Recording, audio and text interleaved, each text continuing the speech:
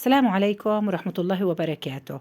بثلاث مكونات رح نحضر وصفة قوية وعن تجربة مفيدة جدا وفعالة لتنظيف الرئة من البلغم وطرد الكحة والسعال. رح نعمل عنا هون عصير حبة ليمون، نتخلص منها من البذور وبنصفيها منيح. رح نضيف عليها العسل هو كمحلي وكمادة مضادة للبكتيريا وفعالة جدا. إذا مش متوفر عندنا العسل ممكن نضيف دبس التمر أو رب الخروب. رح نضيف عليها كمان ملعقة زيت. إذا ضفنا عصير ليمونة، ملعقتين كبار من العسل وملعقة زيت. انتبهوا هون إنه نضيف العسل بملعقة خشبية أو بلاستيك، ما نستخدم الحديد. بعد هيك بنبدأ نقلب كل المكونات مع بعض لتصير متجانسة.